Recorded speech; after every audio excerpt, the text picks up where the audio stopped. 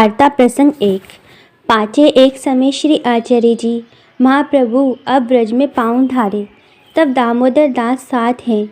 श्री आचार्य जी महाप्रभु आप दामोदर दास को दमला कहते और कहते, जो दमला यह मार्ग तेरे लिए प्रकट कियो है। सो श्री गोकुल में चौतरा एक गोविंद घाट ऊपर हतो। सो ता ठोर छोकर के नीचे श्री आचार्य जी आप विश्राम करते। ताके पास श्री द्वारिका नाथ जी को मंदिर है। तहाँ श्री आचार्य जी को चिंता उपजी, क्यों जो श्री ठाकुर जी ने आज्ञा दीनी है जो जीव को ब्रह्म संबंध करवाओ। ताते श्री आचार्य जी ने विचार्यो, जो जीव तो दोष सहित है और श्री पूर्ण पुरुषोत्तम तो गुण निधान है, ऐसे संबंध कैसे होए। ताते चिंता उपजी। सो अत्यंत आतुर भय। ता समय श्री ठाकुर जी तत्काल प्रकट होए के आचार्य जी से पूछी, जो तुम चिंतातुर क्यों हो।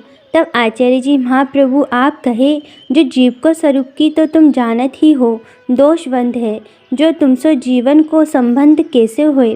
तब ठाकुर जी कहे, जो तुम जा जीव को नाम दोगे तिनके सकल दोष निवृत्त होंगे। ताते तुम जीवन को अंगीकार करो। भाव प्रकाश।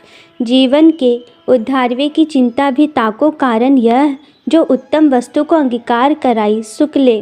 प्रीतम को मध्यम वस्तु दोष सहित जीव कैसे अंगीकार कराइए, यह मार्ग की रीति है। तथा जगत में महात्म्य जीव है, जो आप ब्रह्म संबंध करावे तो लोक में जीव को दृढ़ विश्राम कोई एक को होए। ताते श्री ठाकुर जी के श्रीमुक्ते ब्रह्म संबंध की आज्ञा कराए। ताते जीवन को दृढ़ विश्वास कराए, जो श्री आचार्य जी को वचन दिसे है, जाको ब्रह्म संबंध होएगो ताको न छोड़ेंगे, यह महात्म्य है। ते जीव ब्रह्म संबंध करेंगे। ताते श्री ठाकुर जी से कहवाए। ये बातें श्रावण सुदी एकादशी के दिन मध्य रात्रि को भई। तब प्रातःकाल पवित्रा द्वादशी हती। ताते पवित्रा सूत को सिद्ध करी राख्यो हतो। सो पवित्रा धराए। ता समय के अक्षर है, ताको आचार्य जी ने सिद्धांत रहस्य ग्रंथ कियो है। ता समय दामोदर दास नेक दूरी सोए हते। ताते दामोदर दास से श्री आचार्य जी ने पूछी, जो दमला ते कुछ सुनो। तब दामोदर दास ने कहो, जो महाराज मैंने श्री ठाकुर जी के वचन सुने तो सही, परी समझो नहीं। सो तब आचार्य जी आप कहे, जो मोको श्री ठाकुर जी ने आज्ञा कीनी है, जो तुम जीवन को ब्रह्म संबंध करावोगे तिनको अंगीकार करूँगो, और जिनको तुम नाम दोगे तिनके सकल दोष निवृत्त होंगे। ताते ब्रह्म संबंध अवश्य करनो।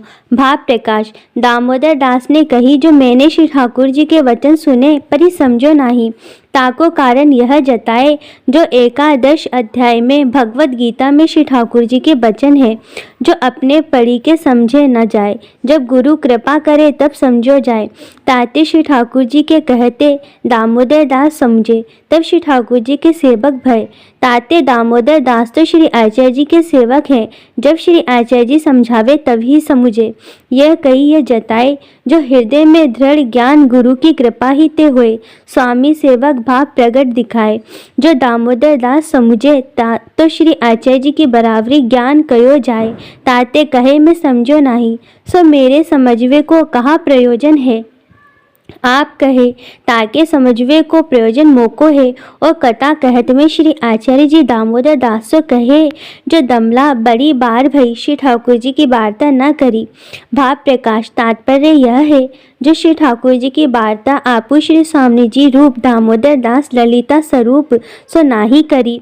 ललिता सो एकांत रहस्य वार्ता श्री ठाकुर जी के मिलन को प्रसंग प्रथम जा प्रकार लीला करी है, सो नाही करी। सो करण के लिए सबके आगे ऐसे कहते, कथा कह समय जो श्री ठाकुर जी की वार्ता नाही करी। श्री गिरिराज शरण कीजिए।